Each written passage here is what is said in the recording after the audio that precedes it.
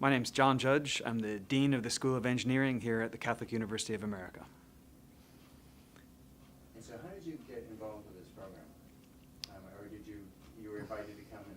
Yeah, I give just a welcome this morning to the group. So we're hosting the program here on campus so they can learn about engineering and architecture. So I was really happy to welcome all the students here this morning and tell them a little bit about their day. So let me ask you, did you attend a workshop like this when you were in high school? No, when I was in high school, there weren't really opportunities like this. At the time, high school kids didn't really know much about engineering unless they had a friend or a family member who was an engineer. My dad was a history teacher, my mom was a dental hygienist. I went off to college to major in engineering without having really any idea what engineering was all about. And was that how did that impact your life, and what changes did you make, and why did you make them? Or did you? So the more I learned about engineering, the more excited I got about it. Engineering is about solving people's problems and making the world a better place by thinking carefully and rigorously about things, applying scientific and mathematical principles, studying things, and then building solutions. And that really was exciting to me, and I really liked that. But what I like even more was the opportunity to teach other people how to do that. So after graduate school, when I became a professor in engineering, that really was where I felt I belonged. So you're around students all the time, and so what are you hearing? What's the kind of the general thing you're hearing, in relation to this, the future and energy and sustainability? What are you hearing people saying? I think young people today are both worried about the future and optimistic about their ability to make a difference. Human civilization has come so far, so fast. Every decade, technology seems to accelerate. Things move faster, and there's a lot of promise there and a lot of peril there as well. We look at just the last century and we see huge advances in our ability to feed the world, our ability to communicate with each other, our ability to move around, but also terrible things like world wars that were made worse by technology.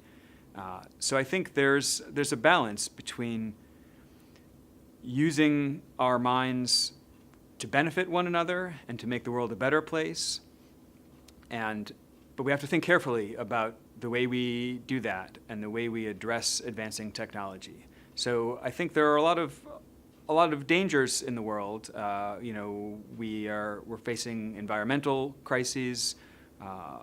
There continue to be wars and diseases. But I think young people today are optimistic about their ability to solve some of those problems. And engineering is a great way to apply a really rigorous mindset to thinking about how to solve some of the world's biggest problems. The sustainability workshop today, is the sustainability workshop today of value to your high school students, and why? I don't have high school students, so. What do you think? What do you think this program is, how valuable do you think this program is to the students? I think this is a really valuable program to the students. I think learning about how to do engineering and architecture in a sustainable way is going to be a key to our future. As technology advances faster and faster, we need people who understand how to apply things in a way that is sustainable and healthy for the environment, for human relationships, for human society, so that we can continue to make the world better in a way that lasts indefinitely into the future. What were you thinking when you first heard about this program? What were your thoughts about it? And you can take that from any angle that you like. There's no wrong answer on that. I have no idea where to go with that one. So did Michelle invited you? So I just met Michelle this morning. So Dr. Wilson, who's probably coming in here next because he spoke right after me, is one of our faculty members. So he's been working with Michelle to set this up here and for us to host it. Okay.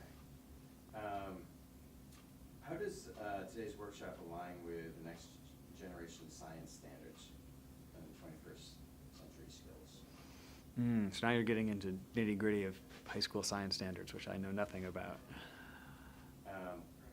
Talk to me about, do you know anything about the sustainability and that side of, the importance of sustainability moving forward in our communities? And if any of these you're like going, I can come up with something on sustainability. So sustainability means taking the long view and looking at the big picture and building new things, new systems, new relationships in ways that are going to stand the test of time. And it's really important for us as we move forward to be taking that long view and to not just thinking about tomorrow and trying to do things quick and easy way, but to think about how our decisions today are going to affect the long term, going to affect the health of our society, the health of the planet that we live on, the health of our relationships with one another. Design for the long term is what sustainability is all about, and it's really important and becoming more and more important in today's world.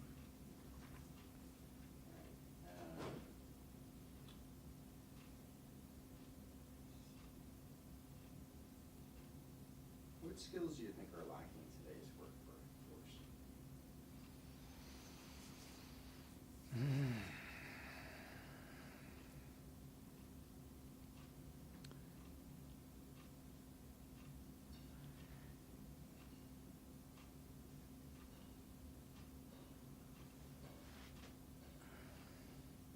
So the skills that are really important in today's workforce are really the same skills that have always been important. Ability to communicate well with people, ability to think critically about problems, ability not only to talk to people or write to people or communicate your ideas to other people, but ability to listen to people, to read what they've written, to hear and understand their ideas, and to synthesize that and work together.